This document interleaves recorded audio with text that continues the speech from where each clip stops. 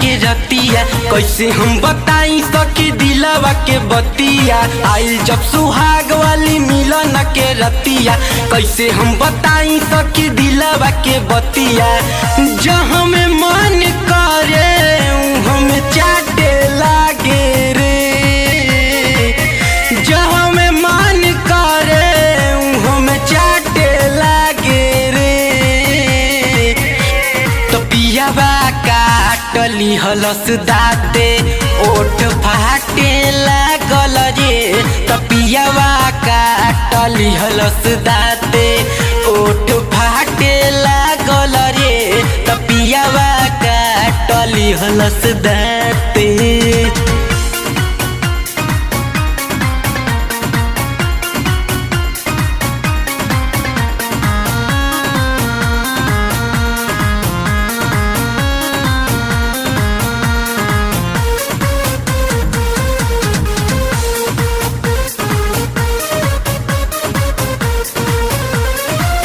हम नहीं जननी की होई तना लसहर, रात भर जगा के हम के देवे अपन पहर। हम नहीं जननी की होई तना लसहर, रात भर जगा के हम के देवे अपने पहर।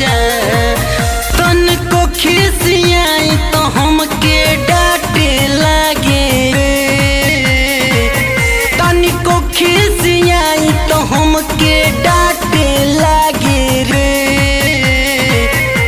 तो पियावा काटली हलस दाते ओठ फाटे लागल रे। तो पियावा काटली हलस दाते ओठ फाटे लागल रे। तो पियावा काटली हलस दाते।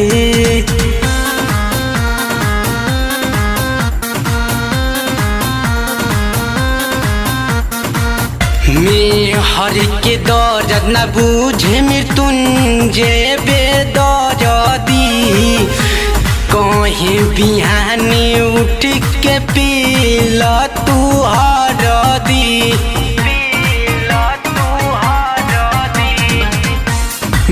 हर के दर्द न बूझे भानु बेदर्दी, कहीं बिहानी उठ के पीला तू हरदी।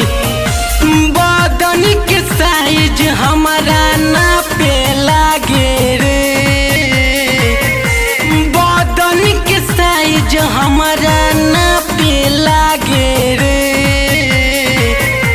तो पियावा काटली हलस दाते ओठ फाटे लागल रे। तो पियावा काटली हलस दाते ओठ फाटे लागल रे। तो पियावा काटली हलस दाते।